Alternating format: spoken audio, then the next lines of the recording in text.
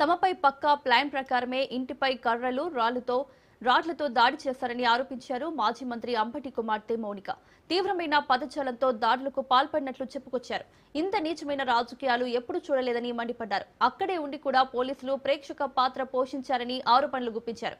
మహిళలపై దాడులను హోంమంత్రి అనిత సమర్థిస్తారా అని నిలదీశారు. కాపు మహిళలైనా తమపై దాడులు చేశారని, బండబూతులు తిడుతూ దాడులకు పాల్పడ్డారని అన్నారు.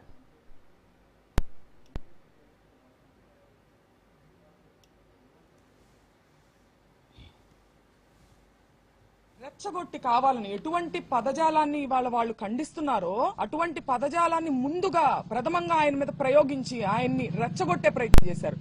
ఆ రెచ్చగొట్టిన ఆ హీట్ ఆఫ్ ద మూమెంట్ లో ఆయన ఒక రకంగా రియాక్ట్ అవడం జరిగింది. ఇంటికి వచ్చిన వెంటనే కూడా ఆయన ప్రెస్ మీట్ పెట్టి నేను అలా అనుండాల్సింది కాదు అని క్లియర్ గా ఆయన చెప్పారు. నేను అన్నది చంద్రబాబు గారిని కాదు, నేను నా మీద దాడికి వచ్చిన వాళ్ళని నేను అన్నాను. ఆయన ప్రజల చేత ఎన్నికవబడినటువంటి సీఎం, ఆయన అనే ఉద్దేశం నాకు లేదు అని ఆయన వెంటనే చెప్పారు. ఇలా చెప్పే దమ్ము ఎవరికుందండి? ఇంతకు ముందు చంద్రబాబు గారు ఒక పబ్లిక్ మీటింగ్ లో మాట్లాడుతూ జగన్ గారిని ఉద్దేశించి ఆయన ఒక మాట అనడం జరిగింది, నీ పుట్టుకే తప్పుడు పుట్టుక. ఇది హీట్ ఆఫ్ ద మూమెంట్ లో అన్న మాట కాదండి, చాలా ప్రిపేర్డ్ గా ఒక పబ్లిక్ మీటింగ్ లో ఆయన దీన్ని మాట్లాడారు. దాని గురించి ఆయన ప్రెస్ మీట్ పెట్టి నేను అలా అనుండాల్సింది కాదని ఎప్పుడైనా చెప్పారా?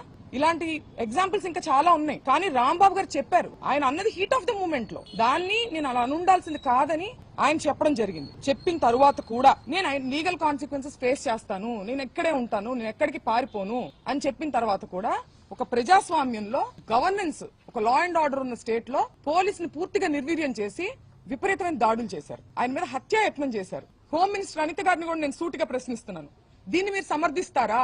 మీరు ఆడవారి మర్యాద దెబ్బతిందనే ప్రాసెస్ లో మీరు దాడి చేస్తూ మీరు అటాక్ చేసింది ఆడవాళ్ల మీదనే. ఇది ఏ రకంగా సమంజసం? ఇది ఏ రకంగా న్యాయం? నేను ఇదే సందర్భంలో పవన్ కళ్యాణ్ గారిని కూడా అడగాలనుకుంటున్నాను. కాపు సామాజిక వర్గంలో నేను పుట్టినందుకు చాలా గర్వపడుతున్నాను.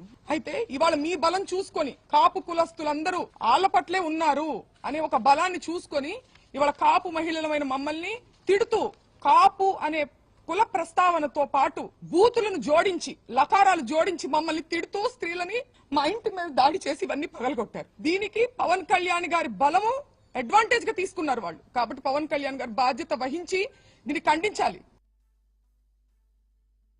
రెచ్చగొట్టి కావాలని ఎటువంటి పదజాలాన్ని